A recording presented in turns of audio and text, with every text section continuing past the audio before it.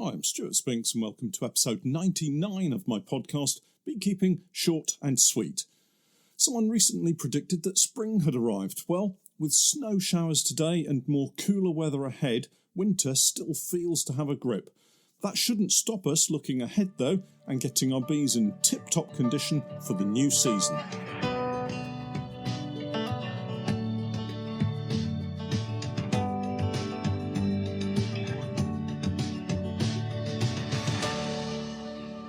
Beekeeping Short and Sweet, a beekeeping podcast for the inquisitive beekeeper with a short attention span.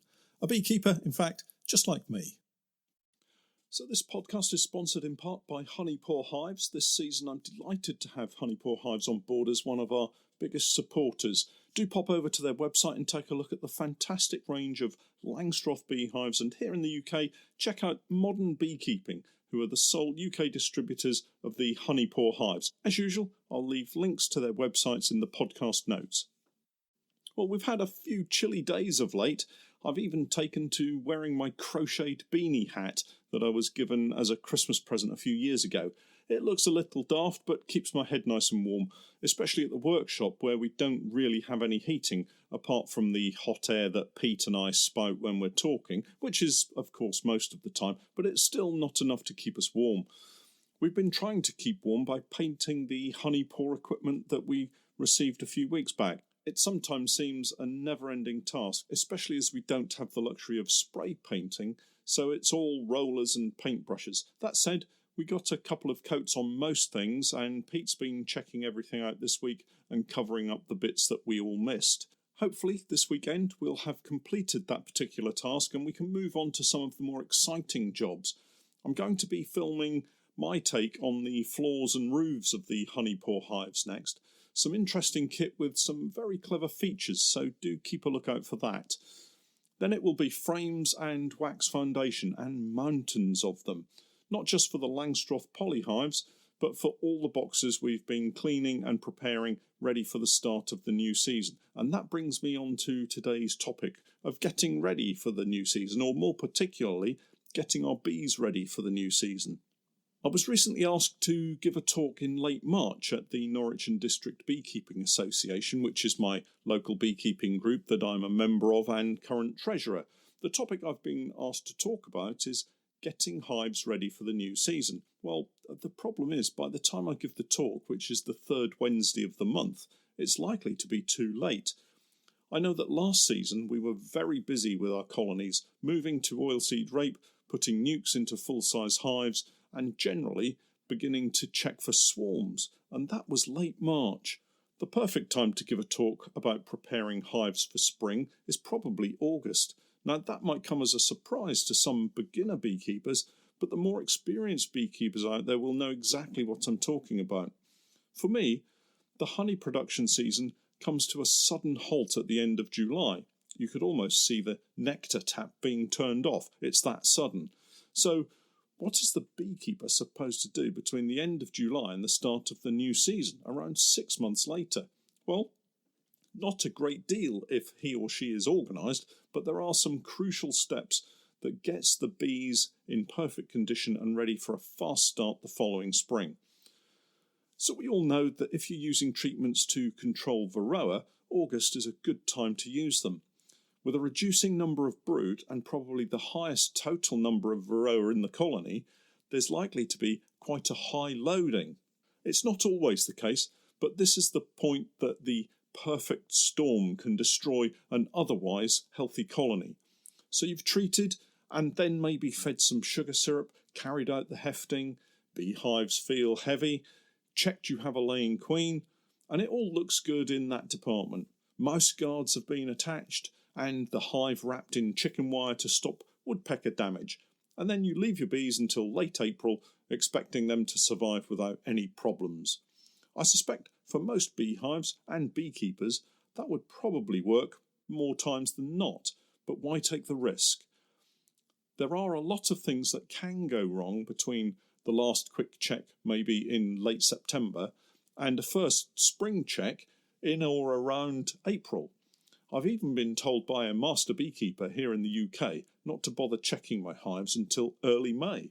If I'd done that last year, I probably have lost a lot more swarms than I did, and we were really busy chasing our swarming colonies in April last year anyway, so calling that approach a potential disaster is not an exaggeration. So what can you do over the late winter period to ensure that your bees make it through those last terrible weeks of winter and into the warmth of a new spring? Well, firstly, make sure you follow a routine as I described earlier in the late summer and early winter to ensure that you've done all you can. Treat, feed and protect your bees. The next step is to keep an eye on them all through the winter. Regular visits watching the hives, spotting bees out flying on the slightly warmer days, seeing that the bees are active when they should be is always a comforting sight. One excellent habit to get into is to take a look at the ground beneath the hives during this period. What you should see is that the debris has fallen down from the frames as the bees open sealed cells of food stores and also cappings that have been chewed away as newly emerging bees join the colony. Of course, that's only going to happen if you have an open mesh floor, but you could easily lever the brood box off the floor and check a solid floor if you were concerned. Pete has a kind of endoscope camera attachment for his mobile phone. To be honest, I've not really asked too many details for fear of what he might tell me. However, I think he intends using it to see what's going on in the hive over winter. Now that I've written that, I'm really not sure if it was Pete or whether I just made that up. I've sent him a message to find out, and if he replies in time, I'll let you know in a few minutes. Anyway, in the absence of an endoscope, you could just have a quick look at the floor by lifting the brood box at the edge, but be warned, bees in winter sometimes don't take kindly to being knocked about, so wear a bee suit. So you're watching your bees and checking the debris on the ground. What about hefting the hive? I've talked at length about hefting before, and it takes a while to get the hang of it, and you need to think clearly about what you're sensing. Is it heavy? Does that mean that the hive is full of food and that the bees are okay? Or does it mean that the hive is full of food because the bees are dead? Never assume a particular outcome based on one piece of information. Try to gather snippets of information and piece it all together. For example, you can see that the bees are flying, the hive feels a little light when hefted, and they've eaten 3/4 kilo of fondant that you gave them a week ago. Maybe you need to give them a little more fondant. Another example might be, the hive is quite light. There are lots of bees flying about, but they are mostly drones. Could it be that you have a drone-laying queen? Obviously something's not right, so get in there and have a further investigation. Maybe the hive is really heavy. There are bees flying, but not too many when compared to other colonies. Again, it's worth taking a look to see if there are any issues. You might just find a situation called isolation starvation, where the bees get stuck in one place and are unable to get to the food stores. Plenty of food, but the bees will likely starve and die if you don't do something. Maybe move a frame of liquid food next to the exposed cluster of bees to allow them easy access to food, and also pop a bag of fondant on top to make sure they have a ready supply. These are some of the situations you can come up against through the winter, and you need to be able to assess what's going on and put in place something that will help the bees get through to the spring. The worst case scenarios are finding a dead colony, but don't just walk away feeling upset and despondent without doing a bit of detective work first, and most importantly, if you're not taking the hive away to clean immediately, block up the entrance so it can't be robbed out. That's other colonies taking advantage of free food and flying in and stealing what's left. Worst case scenario is that your bees died of a foul brood disease and it's now spreading to your other colonies and your neighbouring beekeepers' colonies because you didn't take the time to block up the entrance. Don't be that beekeeper. But that is, of course, the worst case scenario. On a positive note, what if you're looking to take advantage of an early nectar flow? Your bees are really busy and perhaps there's some oilseed rape, or canola as it's known around the world, in the local neighbourhood. The key is building ever-expanding colonies ready to take advantage of any nectar flow that suddenly becomes available to them. And the way to do that is to make sure that the colony has everything it needs to make more bees. Food and drink. just as we all need, and that's what the bees need to make more bees: a good balanced diet and plenty of drink. By that, I mean a good mix of carbohydrates and proteins, all washed down with plenty of water. In order to make more bees, the colonies need healthy larvae, and to help the larvae grow, they need proteins. And what I'm talking about here is pollen. Pollen provides the essential amino acids that developing larvae need to grow into healthy adult bees. The colony will have been busy in the late autumn period gathering as much pollen as possible, as well as nectar of course, but pollen in particular to store ready for right now.